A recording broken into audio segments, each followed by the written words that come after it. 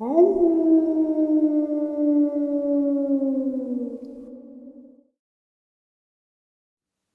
right, guys. I had this recorded last night. I record at night for the following day. And I gave a brief update on what I knew from DJ so far. Now, a couple of commenters had asked what's going on, and I have been short with people about it because I don't want to talk about it because I want it to go smoothly. It just, to me, this is possibly the biggest and most valid evidence we could have if everything works out.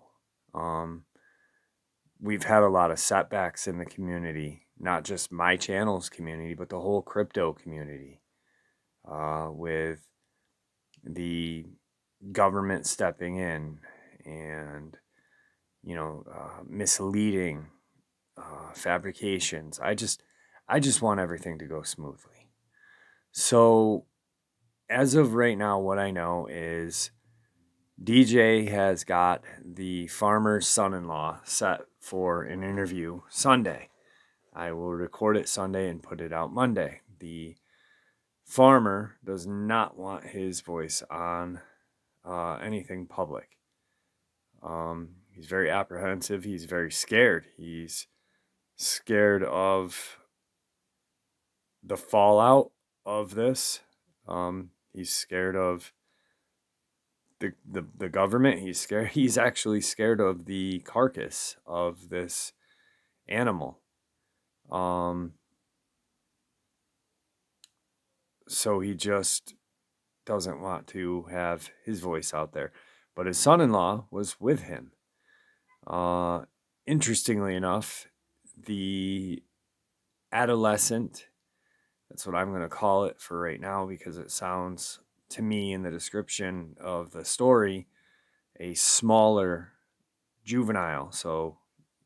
But they ended up putting this creature out of its misery with a 22 Magnum. And no, not Magnum. 22 Magnum. Right behind the head. So that's what I know for right now. Anything more, I will let you know, but I'm not going to openly talk about it all the time because I don't want to jinx myself. I don't want to jinx this chance. I want everything to go as smoothly as possible. So now you guys can just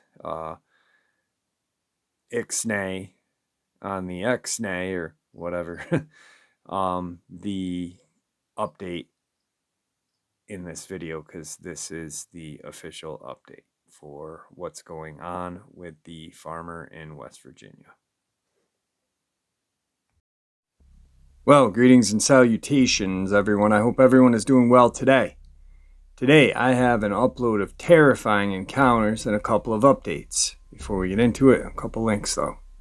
As you know, I rely on Patreon, PayPal, and my merch to help the channel to continue to grow and go. The links to Patreon and PayPal are in the description below. My merch is displayed directly under this video. Also, Dogman Frightening Encounters, Volume 1, 2, and 3, the audiobook versions. They were written and researched by Tom Lyons, narrated and produced by me, Jeffrey Nadolny. Those audiobooks are available on Audible, Amazon, and iTunes, the links to which are also in the description as well. Now, everyone, I have taken far too much of your time. Let's get on with today's upload. Shall we? Alright guys, little update on what's going on with our friend DJ and his friend, the farmer. As of right now, I talked to DJ 2 days ago, and The farmer's a little apprehensive about sharing what happened that day, but I guess the son-in-law is willing to come on. The farmer just doesn't want his voice out there. Also, I'm not going to be broadcasting too much about it, like on a daily basis. A couple people asked why, because I want things to go as smoothly as possible. So I'm not going to like constantly slam down, hey, this, and, repeat the same thing over and over again, because it's just not what I want to do. I want it to go smoothly. I want it to go the way me, DJ, planned, and so on. So also I haven't touched bases with DJ in 2 days because I'm going through my own little personal health issues. I had to spend the day with a specialist and get an MRI done on my leg today. I'm having very strange pain in my bone in my leg, my left leg. So we're trying to figure out what's going on with that. But yeah, as soon as I know what's going on and I'm comfortable with sharing what's going on, I will let everyone else know. But until then, I'm not just gonna make random updates for no reason. So there's the update on that. And I am, like I said the other day, working on the audiobook with what I have and a couple of things that I had stashed from Victor. I did contact him via text and email. I've not spoken to him, but he is happy with my decision. I'm finished the foreword and I finished the afterword of the audiobook that I plan doing. And right now I'm just working on everything else and getting it cleaned up, and then I will start recording. But it's a process. It's not like an upload. I've got to get everything straight with ACX, and it takes a little bit. So as soon as that is more than halfway done, I will talk about it again. But once again, I don't want to put updates out every day on something that I'm just going to repeat. You guys will just get irritated. And when you guys get irritated, I get irritated. So I don't want to irritate you. So let's move on to some encounters. Today's first encounter. This is an encounter from when I was growing up in northern Kentucky in the 90s. I would have been right around 10, maybe a little older. I'm now in my 30s, but I vividly remember this happening, and I still think about it to this day. My best friend lived with his grandparents for a bit on several acres of land in Walton, Kentucky, and I spent almost every weekend there. They never really did much with the land. It remained relatively cleared, but there were no farms or structures on it. They had a horse stable near the house, but that was it. My friend had received a go-kart for his birthday, so we were out driving it around in the open land. It was just us two, and we were having a blast riding this thing around. It was getting close to dusk, and we knew we were going to have to pack it up pretty soon. We came to a stop, and the engine cut out, and almost at the same time, both of us had this strange feeling come over us. It felt like we were being watched by something. It's weird how our lizard brains can still even process something like this. But we both agreed there was just this weird, overbearing feeling. We hadn't heard his grandfather's truck, and we were too far out to be seen from the house, so we started looking around. We were in an open field in the middle of their land, and it was surrounded by trees and tall brush. But something caught my eye first, and I got my friend to look in the same direction. In that brush, we could see a long, almost black shape sitting very still. I know at this point in the encounter, most of you are thinking Bigfoot. I can say I remember things being dead silent. Even now, I sometimes wonder if it was something else we saw, but all I remember thinking was a giant black wolf. I would guess it was maybe 200 feet away from us, trying my best to remember, and it was sitting perfectly still. But to me, anyway, it looked furry. I couldn't make out any other features like eyes or ears, but I swear, this was what was making us feel watched. It's like when you see a cat getting ready to pounce. That was what I felt like we were looking at. We were both getting really spooked by this point. The sun was getting down behind the tree line, and one of us was going to have to jump out and pull start the engine back up. We were whispering about what it was that was watching us. Honestly, I forgot which one of us jumped out and started the cart back up, but when we looked back to where the black shape was, it was gone. The go-kart didn't have any lights on it, so we drove as fast as we could back to his grandparents' house and told them what we saw. His grandfather said we probably saw a coyote or maybe a boar, but this shape was too long. I don't know. The coyote doesn't sit well in my head. Not to mention, it was pitch black and furry. Every few years I think about this encounter, and I've read there are no wolves in Kentucky anymore. I think I've just convinced myself it was a coyote or something, but the memory has stuck in my head this whole time. Nothing else ever happened on his grandparents' land aside from a really bad car accident a few years later and some missing chickens. Again, coyotes wouldn't explain that.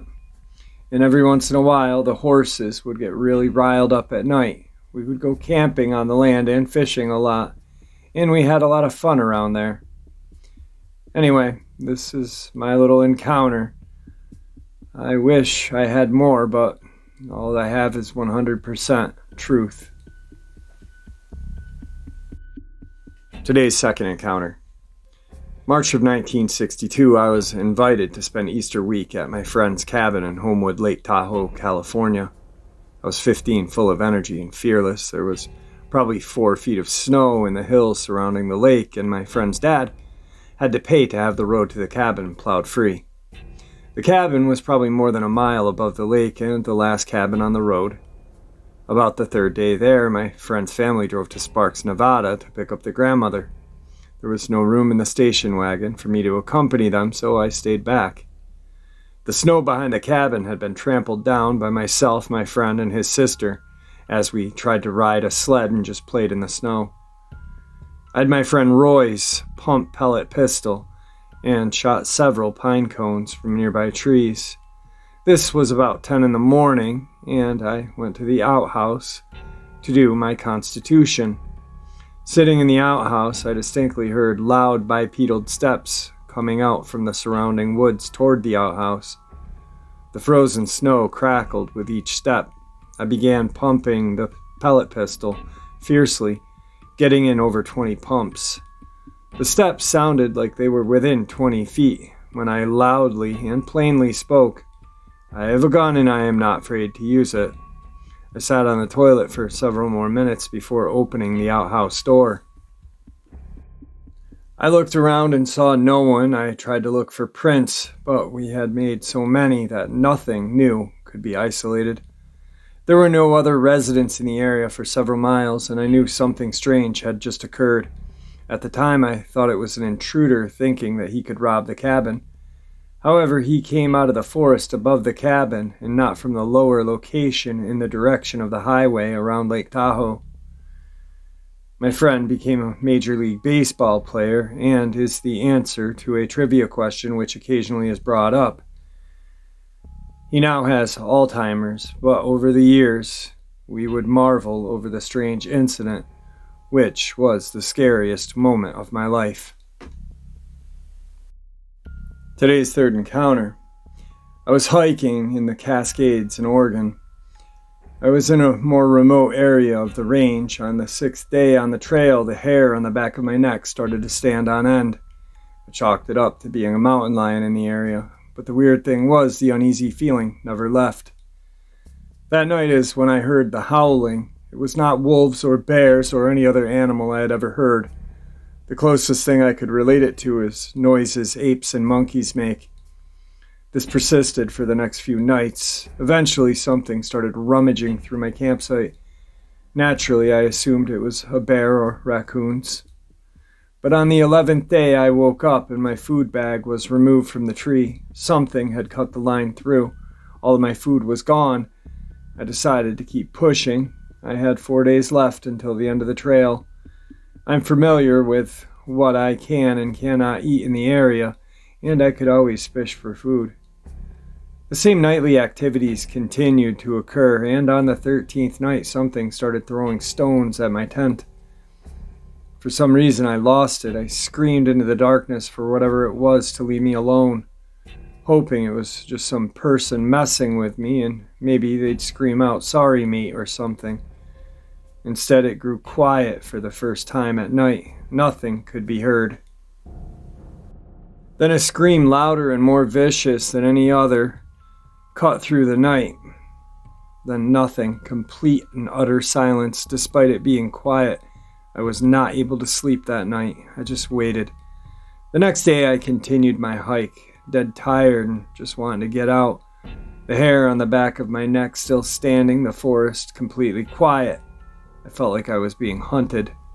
Toward the end of the day, I sat down to rest before pushing a few more miles when I saw it. This creature was tall, large, bigger than any man or animal I had ever seen. Sliding through the forest, not making a noise. I yelled at it. It turned to look at me. I never got a good enough look through the trees and the brush, and it was dark. But I knew whatever it was the one causing this. I threw a rock at it and then pulled out my knife. This thing just kept staring at me. I don't know what kicked in, but I was no longer afraid. I felt angry and I ran at this thing. It ran from me and I chased it through the woods. It had long strides and easily outpaced me, but I continued my chase. After several moments, I gave up and collapsed in exhaustion. I rested for a bit before backtracking my way to my backpack and resting area. I was tired and made camp right there. Another night of silence. I woke up the next day and had about 10 miles until I was out, exhausted, hungry, mentally drained. I made my way out. As I got closer and closer to the end of the trail, the typical forest noise returned. Birds, bugs, mice running through the undergrowth. All these noises slowly returned. I no longer had the feeling of unease. I got to the trail's end, sat in my car, and cried. To this day, I still pass it off as someone just messing with me. But the way that thing moved through the forest, I just don't know. I told a park ranger about it, and he joked that there were a bunch of creatures out in the forest. But most likely it was a local just messing with me, or my own imagination. I truly believe that I had an encounter with something I can't explain. No man could move as stealthily and as swiftly through those trees. I do a lot of long hikes, but that 15 days was by far the worst. Today's fourth encounter. I live in the city of Durham in northeast England. I often go walking with my dog in the early hours, and I've seen a couple of scary but interesting creatures in my travels. However, when I have told people about these incidences, they laugh at me. The first incident, I was walking in a passageway leading to the cathedral. The dog stopped in her tracks and started growling. I got my torch from my coat pocket and turned it on. I saw a dark, furry, upright dog-like figure running at a fast speed away from me, and it headed toward the riverbank. I followed it down the passage onto the river bank and saw it run towards the Prebends Bridge. It then ran up to the road where I heard a car slam on its brakes and stop. I ran up to the road, no sign of the creature. The car's driver was shaken. As she said, it ran at the car and jumped over it with ease and ran down towards Potter's Bank area. My second incident, I was in a small wooded area known locally as Maiden Castle. I've noticed on numerous occasions things like broken trees that couldn't be broken by a human, camp-like structures and sticks randomly placed in and on the ground. I was walking around the part of the woods that looks over to the river with a good view of Pulaw Woods in Old Durham Farm and over towards Sherburne Beck in Sherburne House. As I walked, I checked my watch, and it was about 3:35 a.m. in June. It was fairly light. My dog started barking and jumping about. At first, I couldn't see anything as I looked around, and then I heard a very deep grunt and heavy footsteps. I then saw a large tree shaking as though it was very windy, but it was only the tree moving like this as the weather was mild and not windy. I couldn't see what was making the tree shake or making the grunts and footsteps, even though they were getting closer. I ran, and my dog followed behind me towards the old Winnie Hill School and back into the built-up area. These events have not put me off walking early in the morning like this. I am more curious about what these things are. Let's stay in the United Kingdom for the fifth encounter. I'm going to share a strange incident from 2018 that happened near Stonehenge on the Salisbury Plain in Wiltshire. I was later told that the area was east of Grovely Wood. My mother and I had saw something moving across the clearing that we just could not explain. It was moving quite far away, so I didn't get a close look at the face or anything, but you could tell it was not just two people moving at speed. I'm used to seeing cows and farm animals from far away because there's animals everywhere in Salisbury. As you drive, you get used to seeing animals or wildlife in the fields, but these were not cows or sheep. These figures stood out as odd. There were two really big upright figures in the far field that were striding along quite fast together. One was light brown in color, and the other was darker. They were moving at a fast pace away from us. We both were so shocked that we kept asking each other if we definitely saw that. At the time, we were in the car driving back home on the A36, and I just wanted to stop and get out and have a cigarette. My mom decided to come with me to stretch her legs and get some air, and we were just looking out into the countryside, talking, when we saw these two huge figures walk out in front of the brush. If they hadn't moved, we probably never would have seen them. They walked from behind the brush and were heading toward the next clump of trees. It felt like they were right in our line of sight for a good minute or so before they moved behind another brush in the field and we could not see them anymore. We looked for a while, but they didn't come back out or move this way. I know what people will say, but they were much bigger than any cow I had ever seen, let alone a human. Even from that distance, you could see they were walking along at a fast pace, definitely standing upright on two legs. It was just crazy. It was probably between 3 and 4 in the afternoon, so the light was good. It hadn't gotten dark yet during the end of February 2018.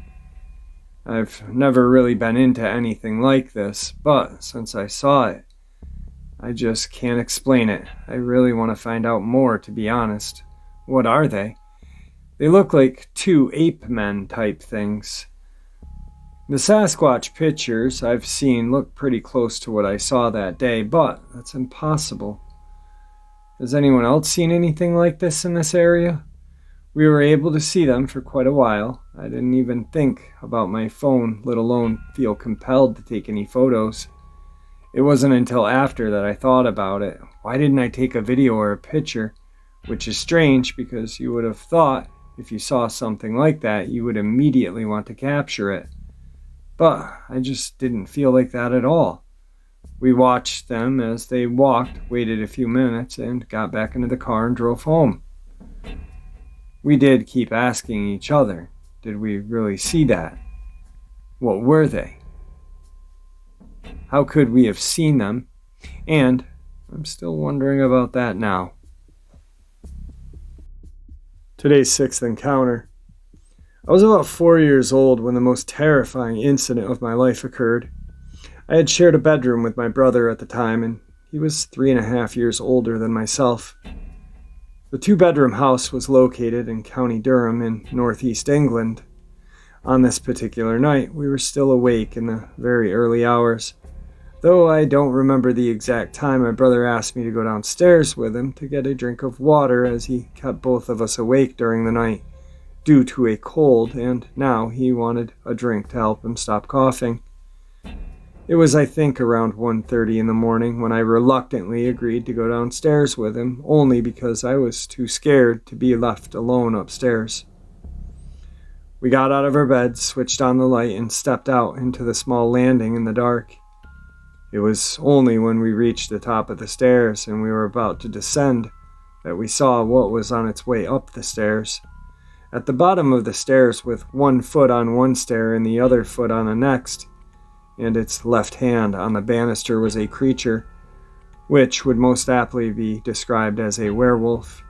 It was the size of an average man, or maybe a little taller. It was covered in dark fur, and it had large, slanted green eyes that seemed to glow. We both ran back to our room after standing paralyzed by fear for what seemed like the longest time. We huddled together, screaming hysterically, until our parents finally woke up. Both our parents made a tour of the whole house and reported that there was nothing there.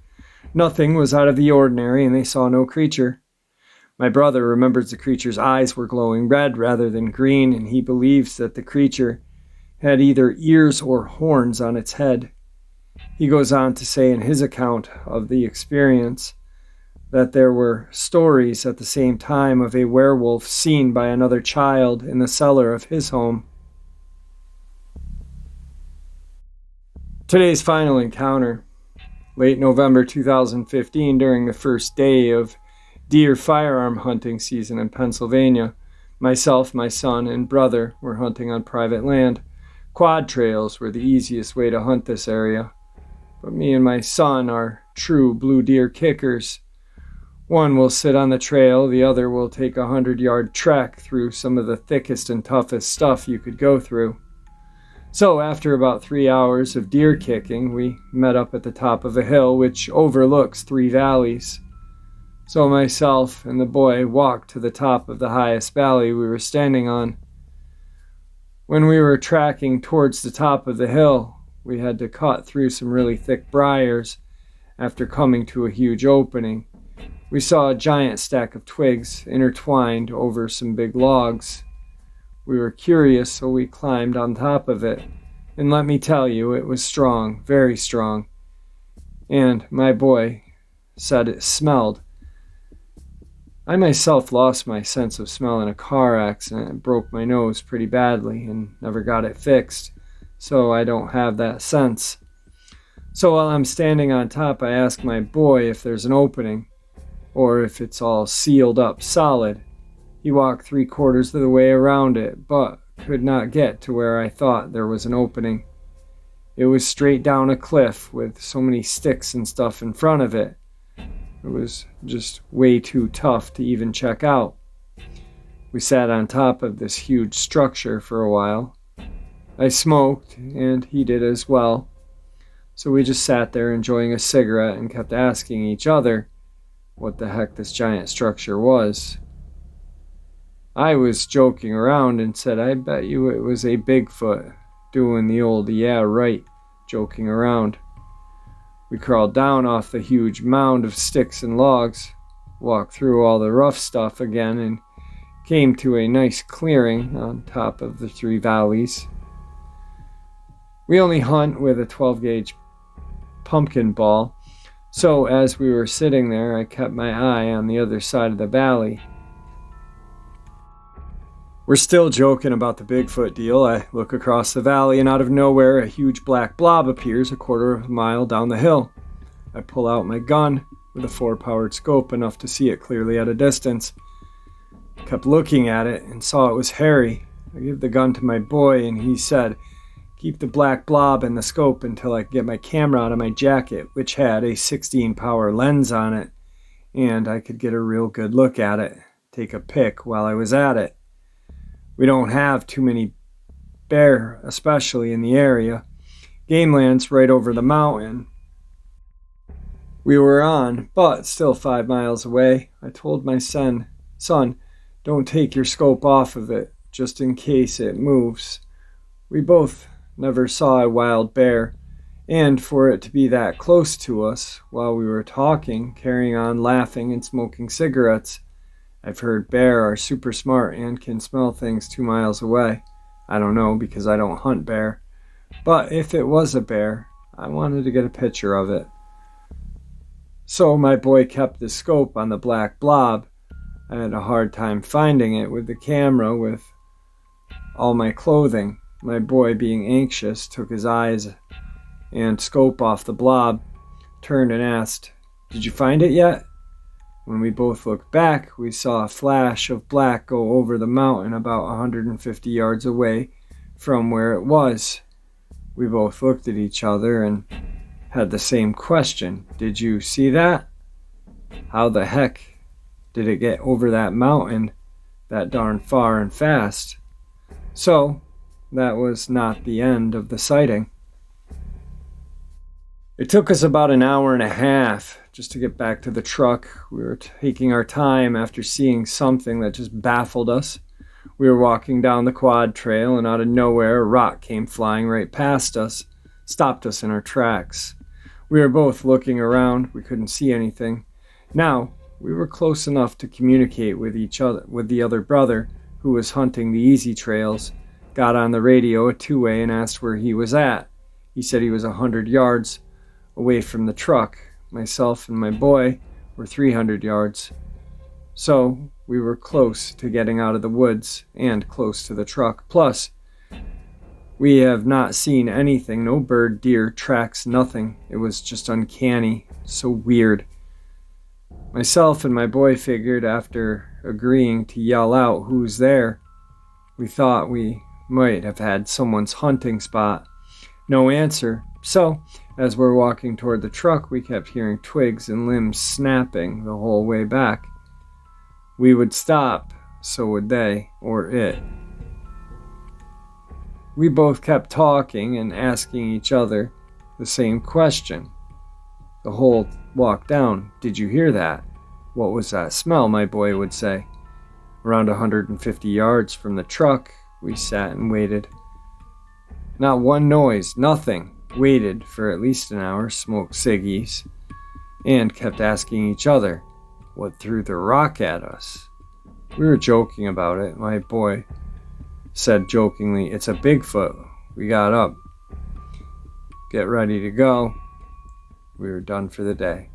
As we stood up, something big got out and took off. It was huge and heavy. It was making enough noise that my brother, sitting down by the truck, jumped on the radio and asked us if we were chasing a deer. We both said no, but me and my boy struggled even to see what the heck this thing was. We both couldn't see anything, so I joked with the boy and we laughed 50 yards away to the truck. As we were unloading the guns, we all heard the strangest howls and growls. To this day, I can't replicate the sound. My brother, until this day, said it was a bear. Myself and my boy, we know what it was. The very next year, the private property was blocked off, and people that owned it said that they were protecting that piece of land. I know why, and I don't blame them. I know the thing that everyone wants to cash in on if they kill it. I want these Bigfoot to have their space and home where they don't have to worry about us. I believe they should be protected. The next season, we went 2 miles up the road to another piece of private property. And wouldn't you have guessed it? There were pushed over trees on the trail quads.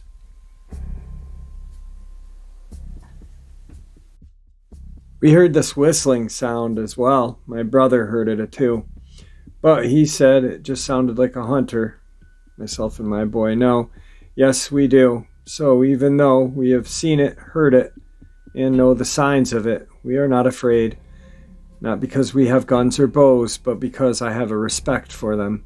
And they have their space and we have ours. We are just walking through their living room and grabbing something to eat.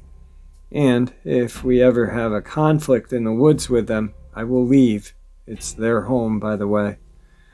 So now we have another place 5 miles away, and wouldn't you guess it, there's signs of Sasquatch there as well. We have them here in Pennsylvania, and it is a populated area. If need be,